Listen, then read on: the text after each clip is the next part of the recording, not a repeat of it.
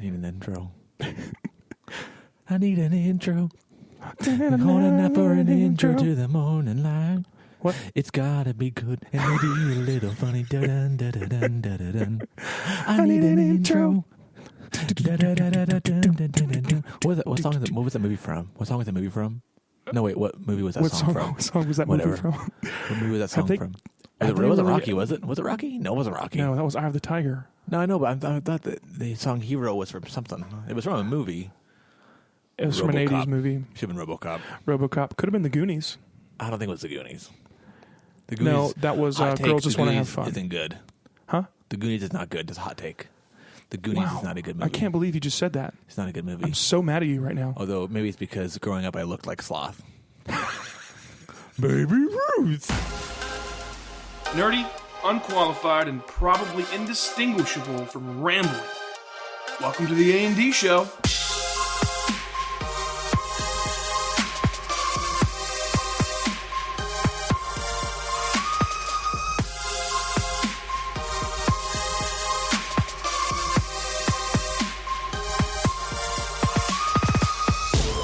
Hello and welcome to the A&D show. I'm David. I'm Austin. Did you say you're an asparagus? Asparagus. That's awesome. Well, and today we have a really special episode for you guys. It's going to be the best one yet, probably. It's probably because you're not on it. Because I'm not on it. Except for this part. Yes. I mean, you're here right now. Here for the intro. You're here right now. Anyway. So full disclosure, like we discussed, I'm a huge geek, yes, big nerd, but not that big of a nerd. I could never get into Lord of the Rings. I really wanted to. I wanted to love it. Yeah, like I remember just when it came out, it's like this is the greatest thing in the world. I could just never get into it. Like I tried really hard. I watched them all, but I was never. It was never for me what it was with like Star Wars or even the new Star Treks or even the Matrix. Like the Matrix. I just could not get into Lord of the Rings. They just re-released The Matrix in 4K. Yeah, I'm excited about it. I'm not. Thankfully, others here that we know are incredibly geeky about Lord of the Rings. Yeah, in fact, that is who we have on our show today. I actually had a sit-down interview with who I consider to be the lead authority on Lord of the Rings, probably because I feel like he is a self-proclaimed adopted child of J.R.R. Tolkien. He probably read the books like a weirdo. Yeah, he has a dictionary, and he brought it to the show. He did. Yeah. This is the Guide to Middle-earth. I just want to pop in the mouth for that. It's bigger than me, though. I'm probably stronger, so I shouldn't do that. But I really feel like if I woke up tomorrow and my wife's like, "Hey, why do you have a guide to the Death Star?" Oh, a guide. That's because there's just words and definitions. Yeah, leave me alone, Haley. This is one of those. I actually was watching a YouTube video about. It was a breakdown of the Millennium Falcon from Star Wars. Millennium Vulcan? The Millennium Falcon. And it was literally had like schematics. Ooh. And it was like, and this is next to this, which is by this, but which is this. But you can't even do that because it doesn't even real thing. Like the Guide to Middle-earth that Evan's got, I'm curious to know, like, I could literally put whatever I want to in there. I could be like, boom. That's Middle-earth Mordor speak for taco. Like, and nobody would be like, oh, no, I think that's a lie. Like, no, this is correctly true. I put it in the book. Maybe we should create our own dictionary to all things nerdy, and I bet you that junk would sell out. We could call it Urban Dictionary. Oh, wait, no. Oh, no. Nope. Probably don't do that. Shouldn't do that. That's a bad idea. Shouldn't go to that site. Yep.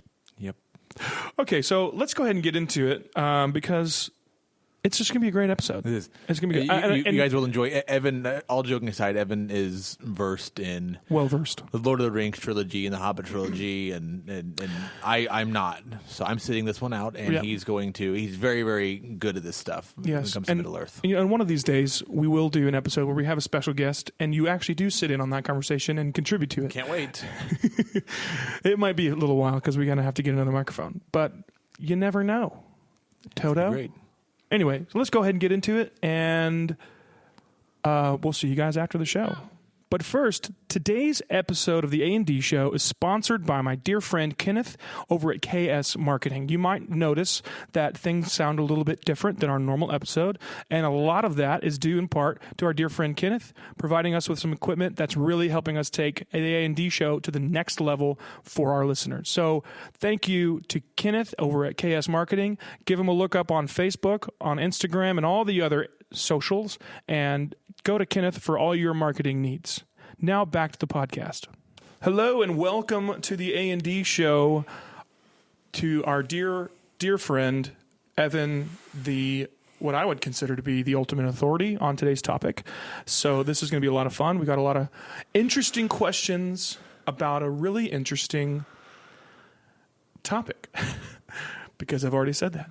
So for you listeners out there, what we're talking about today is the Lord of the Rings, which, if any of you grew up in the 2000s at all, that was one of the biggest film franchises of the decade. I mean, the films were great. It spawned a prequel trilogy in The Hobbit, which wasn't quite as good, but it was still really good.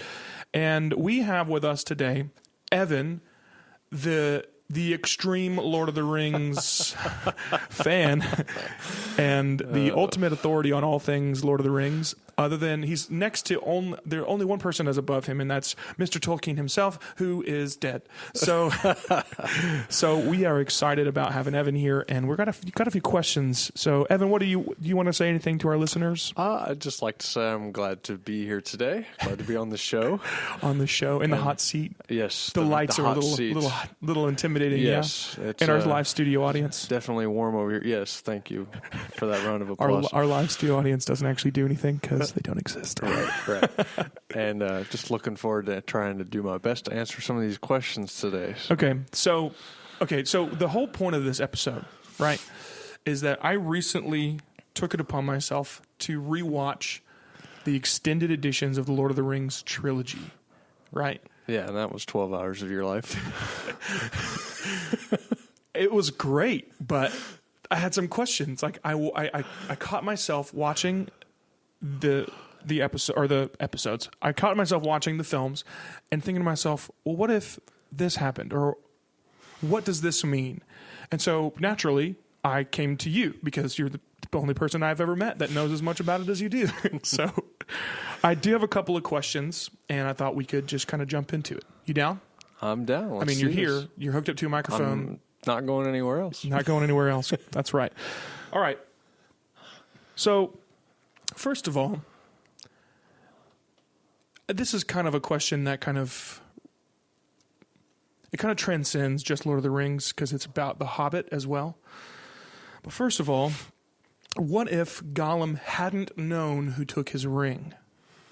I mean, anybody who's familiar with the books or the films, the only reason why the Ringwraiths know that the ring is in the Shire, in Hobbiton, is because Gollum knew that Bilbo had taken his ring, right? Right. And so he's like, Shire, Baggins, or whatever his weird voice is, right? And he's like, they're like, oh, let's send these guys with the big cloaks and the horses with the nails in their hooves and junk, and we'll go and we'll take it back. No big deal. Tiny people, no problem. Tiny people, tiny problem, right? Right. So what if that had happened? What if he hadn't known? Like, does it derail the entire story, or would he have found out some other way? I think it definitely delays the story. I mean, if he hadn't known who had the ring, because he was told who had it and where it was at, yeah. So he knew exactly where to start looking. I believe he would have probably spent a good amount of time looking around for this ring that he has lost. You know, yeah. He running through the tunnels for who knows how many years looking for this. I mean, right, which kind of, and that's kind of like the last question you should probably ask, right? There's a lot of other questions right. that come up when you watch this. And really what it boils down to, I think we've talked about this on the show before, but really what it boils down to is because the plot needed it to be that way. Right. Tolkien probably wrote it specifically so that the plot could move forward, because without that detail, the plot's kind of at a standstill. Yes. Right? There's so much area there that so many things could happen. Yeah. And so to keep the story moving along, you had to give some of the details away. Right. So without giving away too much, they only gave away a last name and Just enough. a last name and where it's at. Yeah. But they didn't say pinpoint exactly where it's at, because the Shire's not small, but it's not huge either. Mm-hmm. It could be a lot of places. Exactly how many square miles is the Shire? That's a good question. I may not be that good. I got you. Okay, so that brings another question. What if Elrond... Okay, so let me back up. So the beginning of the story that you see, the Fellowship of the Ring, right? It kind of, now in the film, it doesn't necessarily do this in the book, but in the film, it gives you a little bit of a history, a bit of a narrative about the ring and what it is and who created it, and how it all kind of culminated in this battle between elves and men and orcs and Mordor and all this other stuff. And it comes to this final moment, right, when Isildur has the ring. They're inside Mount Doom. They're on the little gangway to the edge to toss it back in there, and Isildur just says, "It's mine," and he keeps it, which cascades itself into the entire rest of the series and story.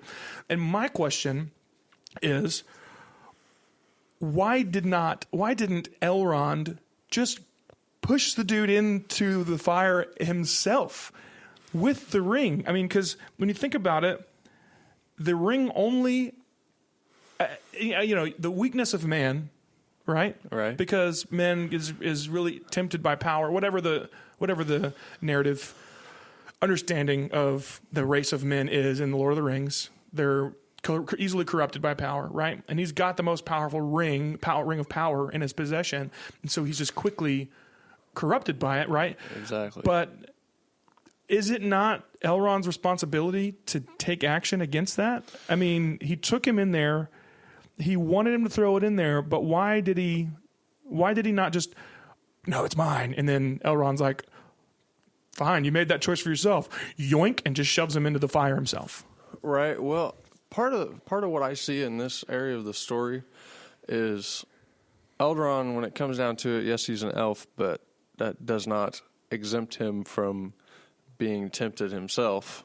So him in the back of his mind, even though he knows what needs to happen when Isildur says no, that doesn't mean that he's necessarily going to be all for going up there and just pushing him in, because that's the easy way out of it. Because in reality, in the back of his mind, he's going, well, I don't really want to destroy this ring, because there's a chance that I may be able to use this too, because I've got some power too, and so I've got a pretty high I'm on a pretty high throne, being king over this group of elves, that I could use this to some authority here. Okay, so what you're telling? Let me pause you for just a second. The Shire is 18,000 square miles. Oh, you looked at. You are the ultimate authority. I just looked this up. We wanted to be clear on that. I appreciate the fact. For those of you that are listening to this, you can't see what I'm seeing, but let me see that for a second. Evan brought with him his own personal. Let me read this to you. It says, Tolkien's World from A to Z, the complete guide to Middle Earth. And it's literally as big and thick and wordy as the entire series, if not more so. And it's literally just a dictionary. Literally everything you want to know. So everything and I a lot don't of things know, you probably I will don't find want to in know. that. I mean, yes, exactly. Who knows? But just making that clear. 18,000 square miles. 18,000 square miles. Okay. So now that we know the scope of and the scale of the Shire, we can understand how difficult it would have been via our first question to find them, even though they had a last name. Right. Because they didn't necessarily know they were in the town of Hobbiton until they actually went to the Shire, according to the film. Yes. Because he goes and he's like, Shire pagans, or Yes. whatever the word. And they just went to that And he's general like, area. no pagans was here. They're all in Hubbarton. And he points and he's like, cool, man, thanks. That's what the ring read see you, says. bro. See you, bro. Appreciate the intel. Anyway, so what you're telling me, though, about Elrond, right, is that he elected not to do what needed to be done on his part because he had already suffered through some of the temptation of that ring itself himself. Yes. I think this, well, it also displays itself in Galadriel whenever Frodo at the mirror of, Yeah. I can't remember the name of that, but or her mirror there in Lorien, he offers her the ring, and she turns said into that like it a would, witch or yes, something. she says that it would make her a queen too powerful for any man to be ruled over.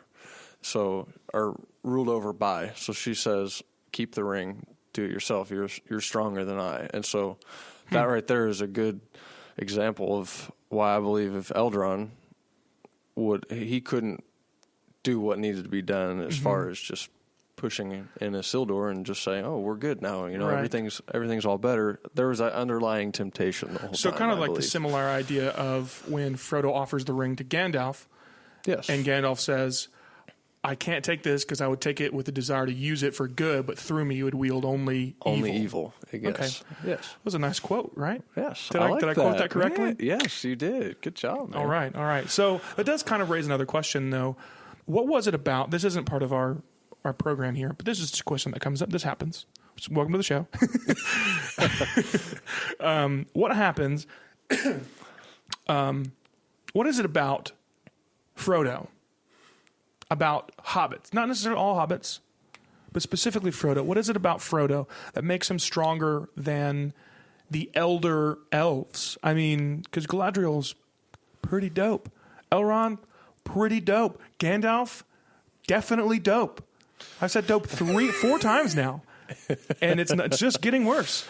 But what is it about Frodo? Is it because of the fact that he wants nothing more than just a simple life in the Shire?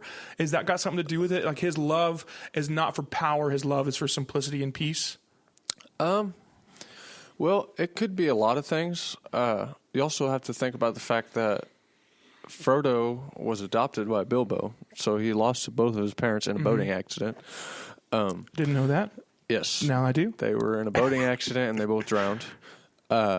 So maybe he's not looking for maybe he's not looking for the power necessarily. Maybe he just wants that peace, or maybe he's realizes that,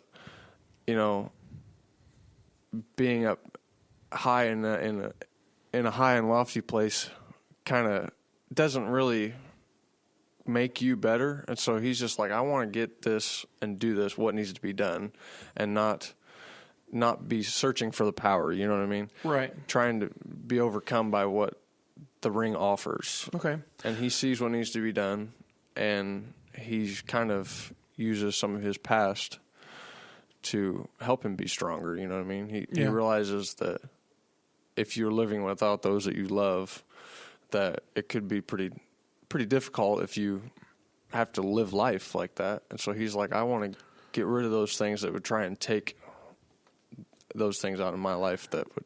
So pretty much, it's kind of according to what I'm understanding, and if this is wrong, you're the ultimate authority. Please tell me.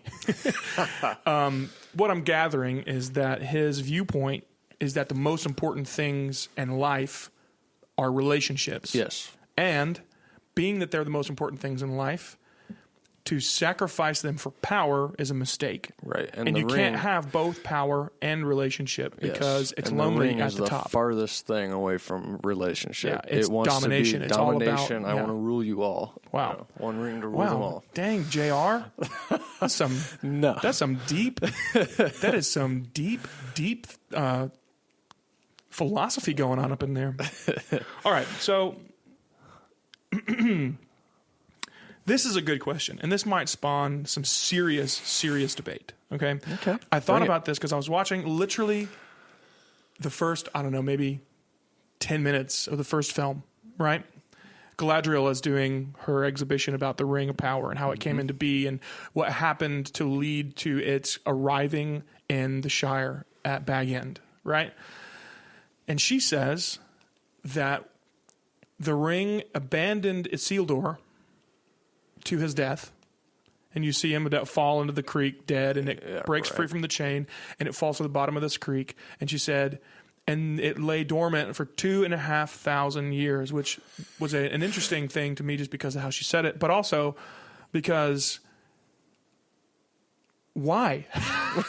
I don't understand. Like, if Sauron, I did get that right? Yes. Okay, Sauron is the one I would get it confused with, which is a totally different character. Anyway, so if Sauron's entire existence is bound to this ring, why on earth, or in Middle Earth, I guess I should say, Right. why on Middle Earth would he let it go dormant at the bottom of a creek For 2,500 years? Yes. And also, and you may not be able to answer this one, why was it not covered by all kinds of silt at the bottom of that?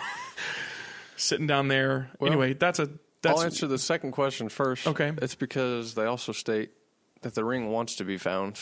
It's constantly calling, so it will find a way to not be covered up by all kinds of seaweed. So it pulls a a Spanish doubloon, Yes. like in Pirates of the Caribbean, where it Yes. goes boom, and then it just kind of pushes everything away from it, so it's Right. constantly able to be found. Yes. Okay. It wants to be found. It is magic after all. So I mean, why not? It has Sauron's very existence in the ring. His being is inside that ring. So it wants to be found just as bad as Sauron wants to wear it. I'm just imagining this ring, like the internal dialogue of this ring. It's like, I hate this dirt. I hate this river. I hate this cool, refreshing, Someone clean find water. me now. Look at that stupid fish. Look at that stupid person in that boat. Right. Oh, they're going to touch me. They're going to pick me up. And then it's like, sneak out, whatever. Anyway, That's a so nasty why... It is a nasty dude. Why on earth did it go dormant for 2,500 years? I feel like you have an answer for this, and I'd like to know. Possibly it was just waiting for the right person. It was just waiting for the right person to come along that wasn't... Because the ring it's a character in itself. Because if you remember right, the ring will change sizes according to who is the owner. Yeah. Well, maybe it saw that Isildur wasn't the one. Maybe he saw that he had really no future, that he was going to be worth maybe not necessarily that he was going to be killed, but maybe he saw that he wasn't going to be worth keeping him keeping the ring, and maybe he wouldn't have been as useful to Sauron. So he got rid of Isildur and waited until the right person came along, and he thought that by taking a hobbit that's so innocent and they never get involved in anything as far as like world controversy and things that it would just do what it's told. He would be so easily persuaded, just like Gollum was. And I believe he was using Gollum because Gollum was a hobbit at one point, or very similar, something like it, very yeah. similar too. And he thought he had it. He thought he had him, Dead to rights. Dead to rights. Yes, and he was gonna.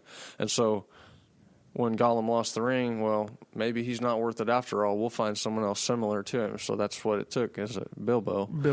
Yes, that's kind of what I That's a really I see interesting. That is a really interesting theory, and didn't quite have the conversational prowess that I anticipated.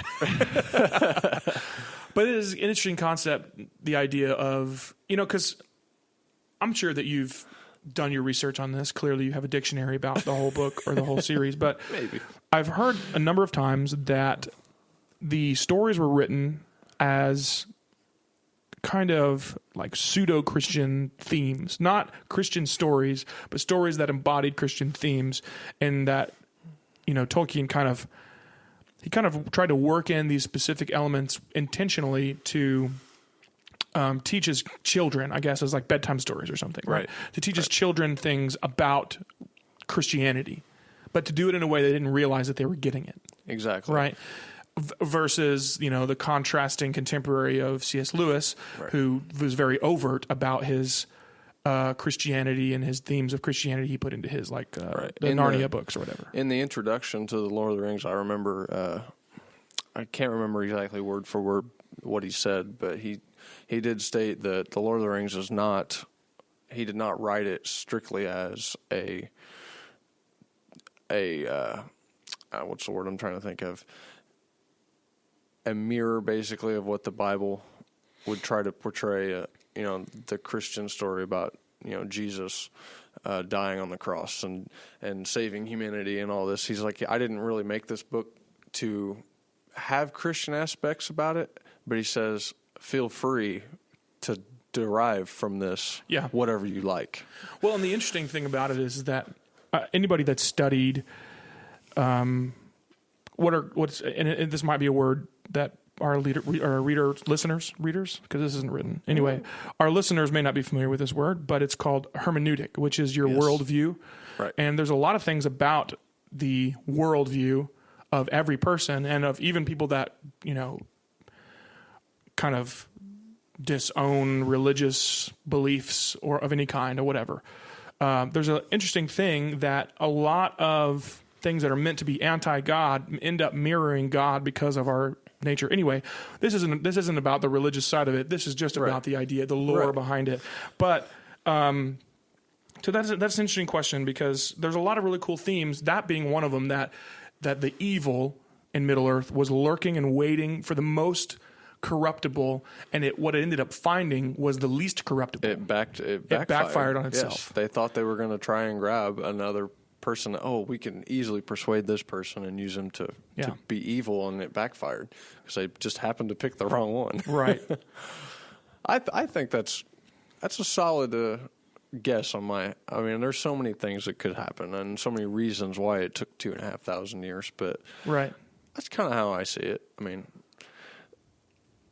It could also be argued, I guess, perhaps. I mean, I'm not by any means an authority on this, but it could also be argued that 2,500 years was a specific parallel to our modern culture. Because it's been 2,000 years since Christ walked the earth. Right. 2.5, somewhere in that range. It's funny because, speaking of that, as a side note, I always hear people like 2,000 years ago for like the last 30 years. Yeah, it's like 2,000 years ago since the Revolutionary War. Right. And so it's like 2,000 is always the go-to. Right. Anyway, but it's been 2,000 years ago that Christ walked the earth, the Savior of humanity, the Savior of all the world. Right. Right. And it could be possible that it was a 2,000-year. I don't know. I don't know how that would really tie in, but since the beginning of time, there's been the good in God, but then there's always been that evil side too. Yeah. And so maybe that 2,500 years is Satan trying to show himself. You know what I mean? Yeah. In that he's trying to find someone to take over the authority. But think about this. This is kind of I don't know. Take it or leave it. Take it with a grain of salt. Bring it. So Christ lived and died and was resurrected 2,000 years ago, right? 2.5, something like that. And since that time, the enemy has lurked and waited and tried to take over the hearts and minds of people and has succeeded with several, but none of them have really had any lasting effect on all of humanity, right? Right. At one point, they're shut down. Right. Because of the sacrifice of Christ. Right. Now, it's not an exact parallel, but look at the ring of power, and Sauron was ultimately defeated by one instance, right? Mm-hmm. In fact, it was an instance of death because, what was Isildur's father's name? Isildur's father? Yeah, the king that died trying to fight. I can't remember his name. That's going to bother me. I should know that. Look it up while we talk about it. You have a dictionary. I will. So anyway, Isildur, or the king, right, sacrifices himself, and then because of that, it's not necessarily his sacrifice that causes the downfall of the enemy per se, but it does strike up in Isildur the desire to fight back. Right. So he takes the shards of Narsil and he cuts the ring from Sauron's finger and basically completely undoes his power. But then 2,500-ish years later, the entire thing is happening to, the enemy is trying to like pick up, and he's using whatever means necessary to corrupt the world, right? Right. First Isildur, and then he's got Gollum for 500-ish years or however long, and then he's poisoning Bilbo unsuccessfully for a good amount of time. And then he moves to, just bounces basically from character to character for a... If I remember right, the amount of time that Gollum had the ring was somewhere around 500 years. Yeah. Which was far beyond what any hobbit would normally live. Right. So right. that just tells you even how Bilbo, like, he had it for, what was it, Bilbo 80 had years it or something like that? 80 or 90 some years, Yeah. yes. And he lived significantly longer than a hobbit would. Yes. Well, maybe not. I don't know. Anyway, so I don't know. I just think that's a really interesting question. Now, the last question I have before we finish up today's podcast is, and I hope you have an answer for this because I'm really interested in this. Okay,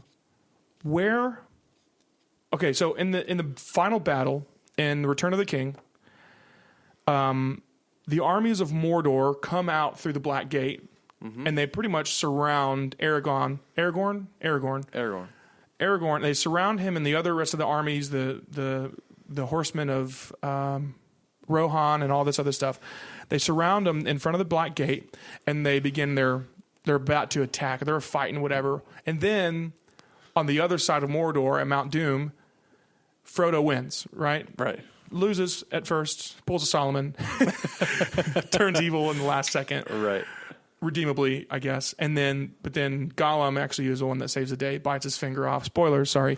And falls in, and the ring, Can I stop you right there? Yeah. This reminds me of our very first question about why didn't Eldron push in Isildur, which, if you remember right, Sam had the opportunity when to push Gollum, Frodo in. He had the opportunity to push Frodo in when Gollum bit his finger off.